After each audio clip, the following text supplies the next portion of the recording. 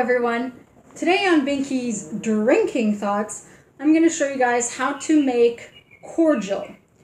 And since cordial is quite literally a 3-month-long process, I have different flavors for the different stages. So today's stage 1 will be with cherry cordial. Stage 2 I will show with grapefruit cordial. And stage 3, I will talk about it with apple and with cranberry cordial.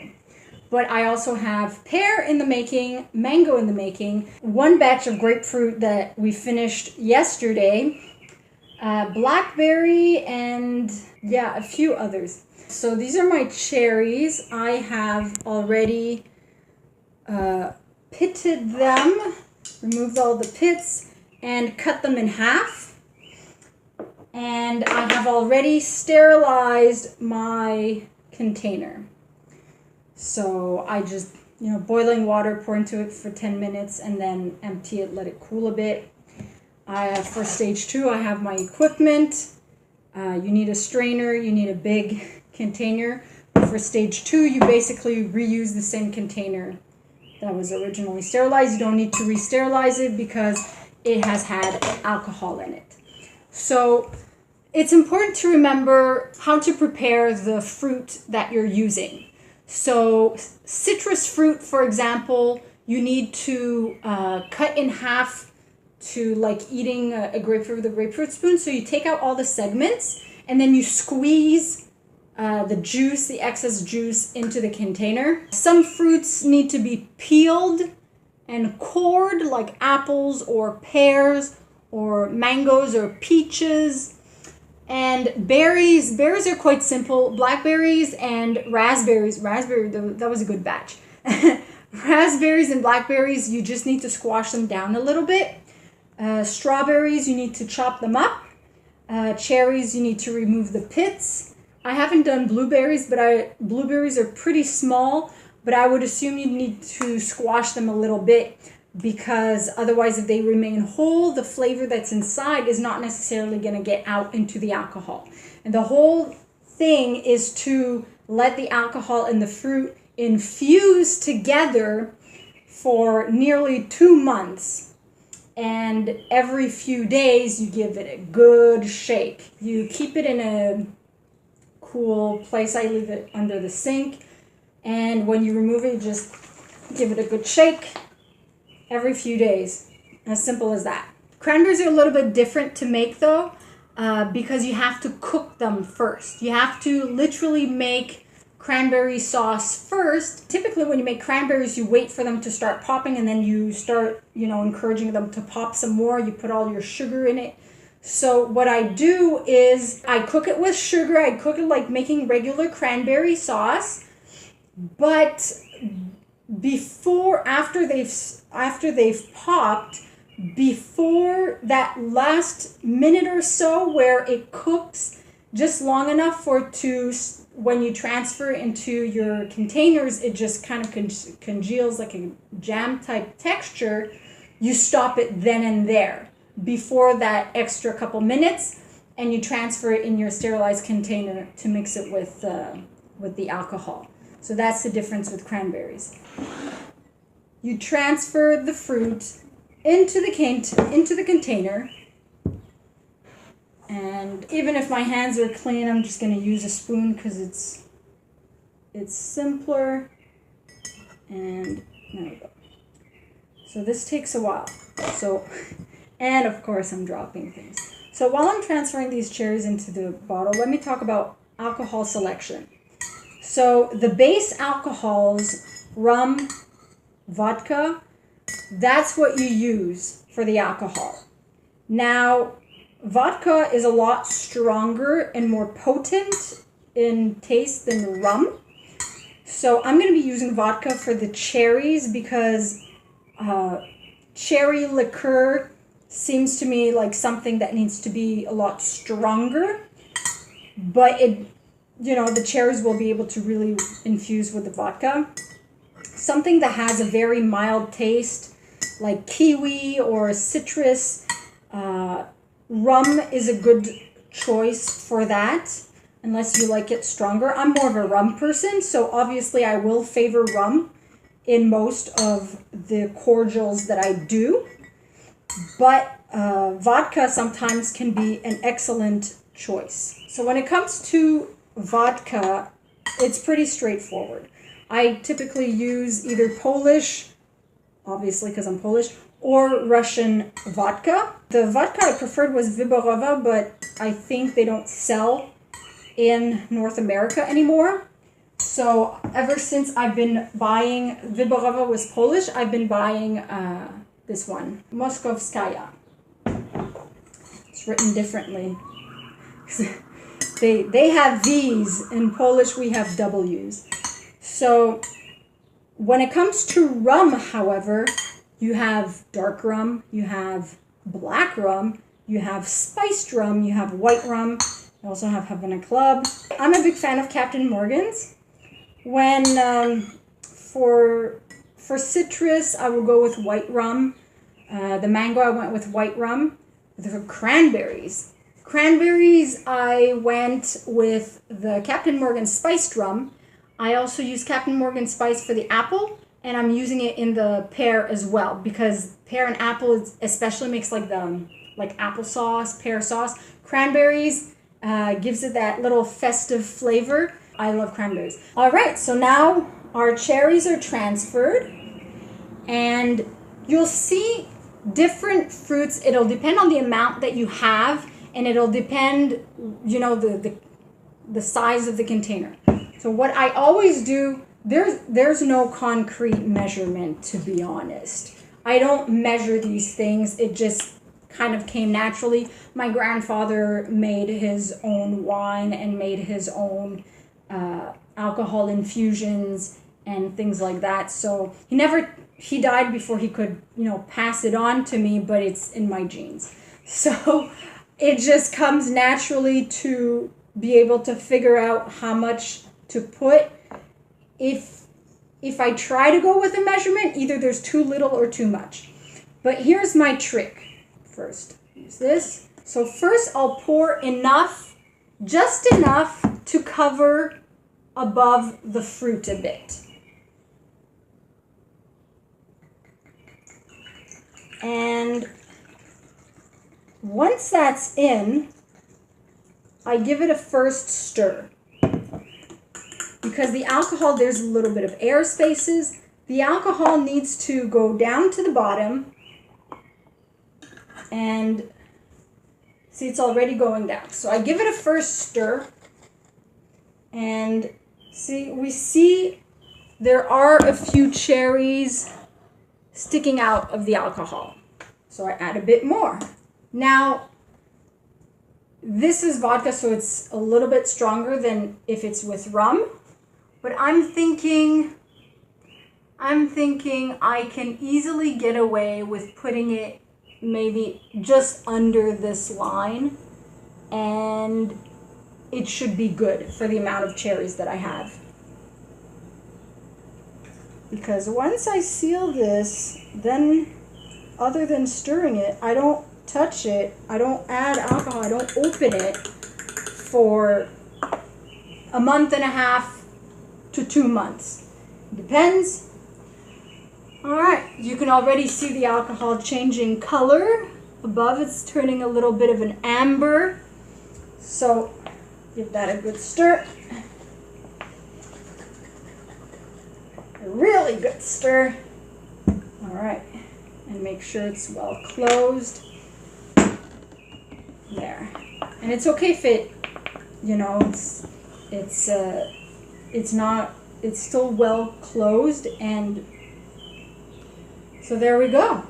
The cherries with the vodka, and now I'm going to stir this every few days, sometimes every day, for a month and a half to 2 months. So stage 2, these are the tools that I use. And stage 2 involves straining the fruit out of the alcohol and then putting the contents back in, and then adding the sweetener. So mild flavors, like you can look how the segments, they're all floating to the top. But last time I did grapefruit, I used pink grapefruit also, and it turned a white color. And this time the grapefruits were more red than pink, and it's maintained a nice pink hue. Straining the mangoes is easy because I'm just gonna pour and just squash it down a little bit. This is a little bit more elaborate. Oh, I can really smell, it really smells like grapefruit. That's good. When it comes to sweetener, it's good to figure out the, like with the alcohol, strong, potent tastes of the fruit versus milder tastes. So when it's a mild taste, I use liquid cane sugar. But when it's a stronger taste, I use maple syrup. All natural sweeteners. Naturally, with cranberries, I will put regular sugar for cooking the cranberries, but then I will add either maple syrup or usually maple syrup if I need to add extra sweetener. So this is good. You guys can see this kind of. So I'm pouring. So it's kind of accumulating the segments. Okay. So we start. So I start by first just giving it a stir like that, and then squashing it down.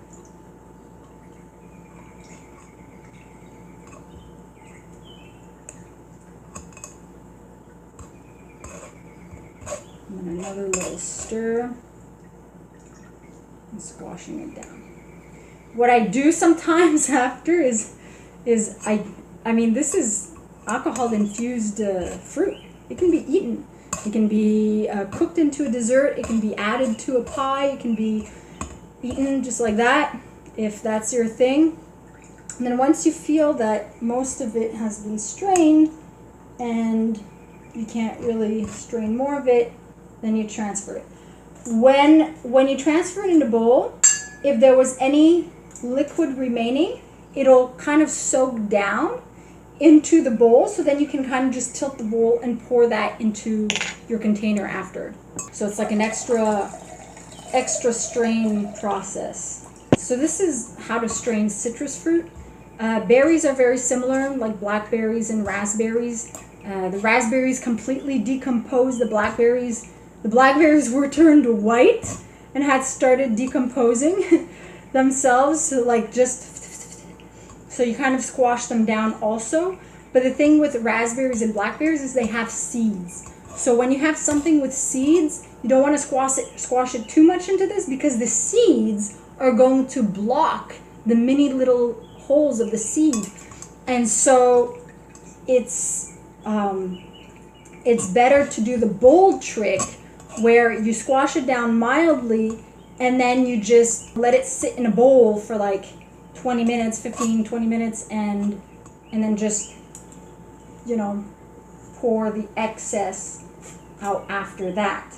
Now see, this isn't really blocking the holes much. And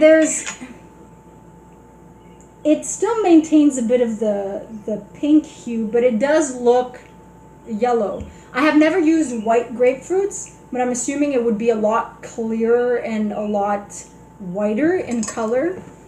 It's something I would have to try, but I personally just always preferred pink grapefruit. When you're straining fruits like mango or apple, it's very simple. There isn't much squashing involved because the fruit is very different, and apples and pears, as you saw, the mangoes keep their shape inside, whereas the apples and pears, they create some sort of sauce thing, so there's a bit of a mush inside. So when you strain apples and pears, you kind of squash the mush down, but some of that mush you can it will transfer, like it's not going to filter all of it out. So some of it will get transferred. It'll create sediments and pulp, you know, a bit of pulp. Not like this though. But for the mangoes, for peaches, plums, plums don't really, do plums decompose? I haven't tried plum yet. You can just gently squash it down, but it doesn't really, it's not, the pieces have all stayed intact, so it's not going to be very difficult to strain. You're just catching the chunks more than straining anything else. When it comes to using fruit, I'd say the best results come from fresh, ripe fruits, but I've also used frozen fruit, because when frozen fruit is frozen, in French there are two separate terms. So you have congelé, which means that it's frozen at 0 degrees. When fruit is frozen, it's what we call surgelé. So it's frozen way below 0. So it retains its freshness, and all right, cool. It's okay if there are a few drops that say, because you're going to be using the same container. I'm going to be using the same container, and I've labeled it because this was lemonade before, so grapefruit cordial. Sometimes I'll use if I didn't make much, like when I first started, I wasn't exactly sure what I was doing. I was using the 2-cup measure container, but when you make more, like I made here, you see the 4-cup one is full. I have here, I have about 3 cups of liquid in here, which I will put back into here. So let's see, it has some juice formed, very little juice. So we pour that in there. Okay. All right. Now I will transfer this back into here. The sun is setting, the light is changing, and transfer back in. Now, when it comes to putting in the sweetener, here's where I do measure, but I go like 1 cup at a time, half a cup at a time, because it really depends how much liquid I have to how much sweetener I'm going to put in. So as you can see, once it's strained, there is less volume than there was. So we have liquid all the way here. For all this amount, I'm thinking maybe I want to leave a space to give it a proper stir once I've sealed it. But then when you put the sweetener in, you stir it once. Other than sometimes shaking it, if there's a bit of pulp, it's good to shake it because it'll infuse. But you give it one good stir, and and then you let it sit for like 4 weeks, 6 weeks, another month or so. That's why this is a 3-month process. For grapefruit, I'm going to use liquid cane sugar. I don't know if 1 cup is gonna fill, if it's gonna be sweet enough. I know that there was a lot of grapefruit, so it's really well infused. So, oh, that smells lovely. But what you can do is you can taste it a bit. So sometimes I put a bit in the other container before transferring it into here, but seeing as there's a lot, I wanted to be sure and have enough. If you make it thicker, like more fruit, less alcohol, and more sweetener, it's more of a syrup. The cordial is more syrupy, and that's fine too. The first batch of cranberry was more like a cranberry alcoholic syrup, and the second batch is a little more potent in alcohol, but it's really good in a gin and tonic. Like the cranberry cordial in a gin and tonic, really good. I'm gonna pour maybe half of this for starters. Or I'm gonna go with these chick lines. Okay. So I'm gonna give this a good stir. Then I'm gonna give it a quick taste to see. Obviously it'll taste better and more blended and a little bit sweeter and less potent in alcohol after a month, after 4 to 6 weeks. But it can be a good indicator of if you need to add a lot more or just a little bit more. I'm wondering if I should do 2 containers because there's just so much of it. But I'll see. I'll see how it tastes because I know it's very potent in fruit, and a lot of the liquid that I put in was actually grapefruit juice. There was like this amount of grapefruit juice above the grapefruits before I put the alcohol in. So that plays a difference too. It'll make it too much sweeter, will make it too much like juice. Let's grab a quick taste. Real quick. Okay. Smells good.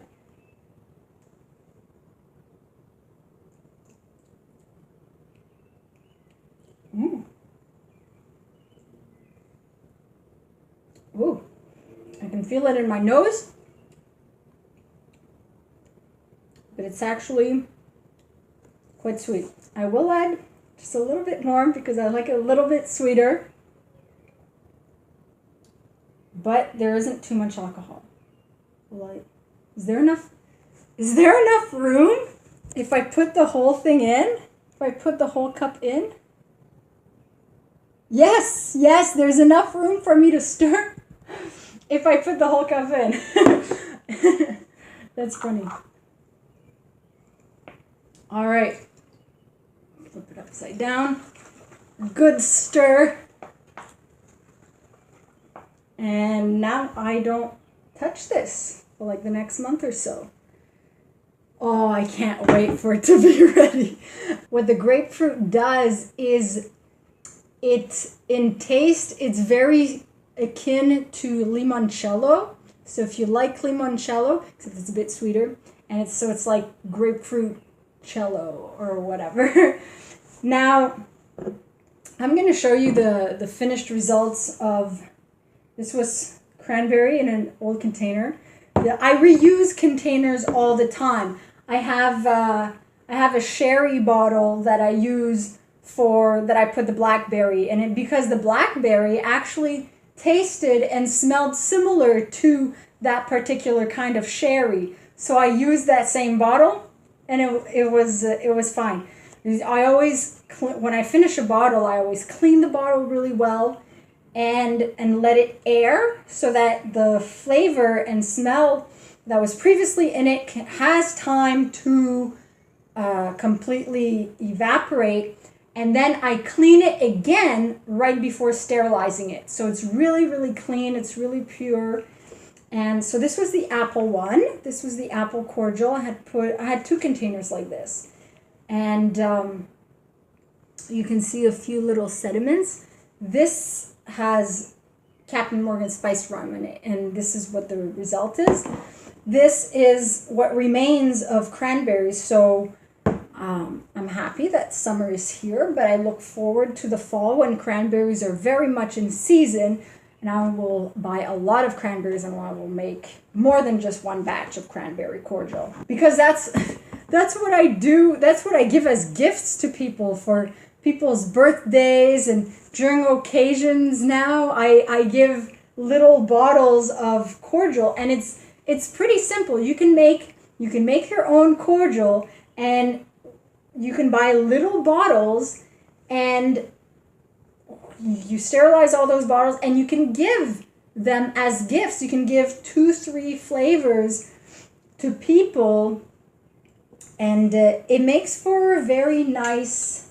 Oh, look at that. Makes for a very nice gift. Okay, I'm gonna cheat and add. There's a bit of extra juice that came here. So, okay, there's no more room after that. Okay, there's no more room. When the cordial is ready, you don't put it, now I'm not gonna put this back in here after. When the cordial is ready, completely ready, then I transfer it into a new container. A container either like this or another juice container like this. And once it's transferred, then it's ready to drink, or in little containers. And from that big container, you can sterilize little container, transfer from there. But you don't leave it in the same, only when you strain it and put the sweetener in, do you keep it in the same container. But then after, you have to re-sterilize a new container, a new bottle. And that's basically how you make cordial. It's something that really came naturally to me. Some people prefer to follow with specific measurements. As you saw, I don't follow measurements because each fruit, depending whether it's riper or not, will be sweeter or not. One grapefruit might make more juice than another. And so it really depends on the fruit. And that's why I taste when I put the sweetener in. Because although I'll go by eye for the alcohol, the sweetener is what gives the finishing touches for that last month that it sits there. And it really depends on how sweet the fruit was, how ripe the fruit was. If you have any questions about any of the procedures, the methods, or if you're wondering how best to prepare a specific kind of fruit, since I've done a variety of cordial flavors, so I'll be able to give you guys tips if you need it. I keep looking at the grapefruit cordial. Can you tell I'm really looking forward to drinking it? So, but yeah, if you have any questions, let me know. I'll be happy to give you some tips and advice. And it requires patience to make cordial, but it's a very fruitful endeavor. See what I did just there? So like this video if you like it, subscribe if you're not already a subscriber. You can also follow me on Twitter at BinkyProd, and I'll see you guys soon. Thanks for tuning in. Be sure to check out some of my other stuff, and remember to buy video games at a discounted price and support me at no additional cost to you. Just follow my G2A affiliate link. You can also join in on the fun on Patreon for some exclusive content. Thanks for tuning in.